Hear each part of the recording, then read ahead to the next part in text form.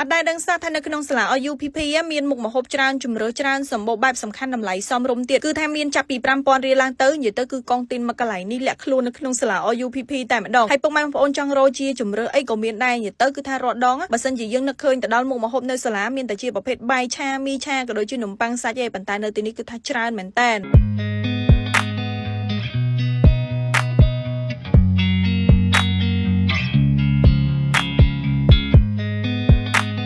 សម្រាប់ទីតាំងអ្នកធូ Sister ទៅនៅថ្ងៃនេះគឺមានឈ្មោះថា Urban Content នៅក្នុងសាកលវិទ្យាល័យភូមិន្ទភ្នំពេញនៅខាងក្រោយជាមួយនឹងធនាគារ FTB នឹងផ្ទាល់តែម្ដងគឺថានៅកន្លែងគាត់ងាយស្រួលរកមែនតើអញ្ចឹងមិនថាតែបងអូននិស្សិតឬមួយក៏ពុកម៉ែបងប្អូននៅខាងក្រៅទេគឺអាចទៅញ៉ាំនៅកន្លែងគាត់បានហើយតាក់ទងជាមួយនឹងតម្លៃវិញគឺមានចាប់ពី5000រៀលឡើងទៅណាដោយ Sister បាននិយាយនៅខាងដើមហ្នឹងអញ្ចឹងហើយនៅទីនេះអាចចាត់ទុកបានថាជា mini mart មួយហើយមិនថាតែជាប្រភេទម្ហូបអាហារឬមួយក៏សម្ភារៈការិយាល័យ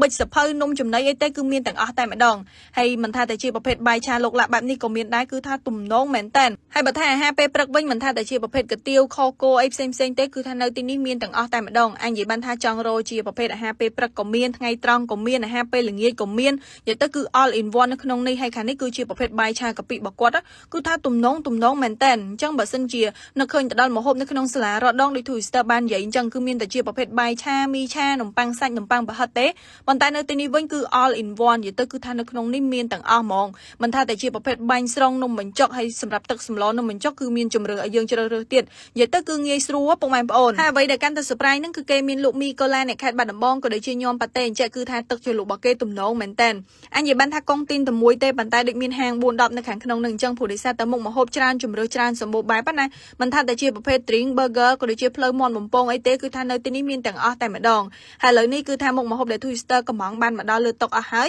តែតងជាមួយនឹងមុខម្ហូបនេះ Twister កំងអត់ទាន់អស់ហើយពុកម៉ែបងប្អូននៅច្រើនមុខទៀតដល់ Twister ដឹងថាសរុបទាំងអស់មានប្រមាណមុខទេប៉ុន្តែនៅលើតុនេះគឺមានជិត20មុខអីហើយសម្រាប់មេនុយទី1នេះគឺឈុតនំបញ្ចុកទឹកកាពិហើយខាងនេះវិញគឺនំបញ្ចុកទឹកកាពិរបស់គាត់ពុកម៉ែបងប្អូនទឹកកាពិវិញគឺឡើងទំនងតែម្ដងគឺគាត់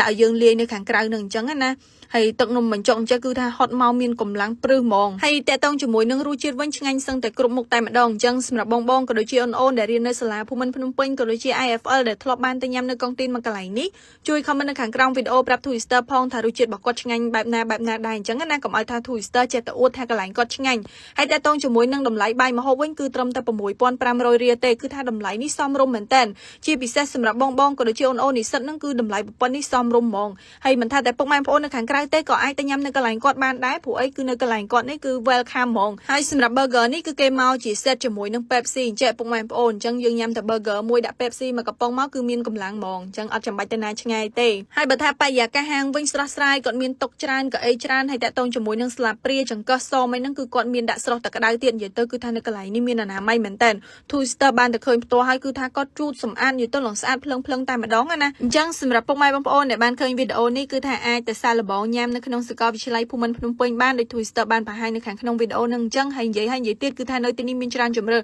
សូម្បីតែជាប្រភេទ drink របស់គាត់ក៏ឆ្ងាញ់ដែរហើយ drink វិញក៏មានច្រើនដូចគ្នាតែ Twister កំងតែពីរមុខហ្នឹងទេអញ្ចឹងសម្រាប់វីដេអូរបស់ Twister ថ្ងៃនេះគឺមានតែប៉ុណ្្នឹងទេ Bye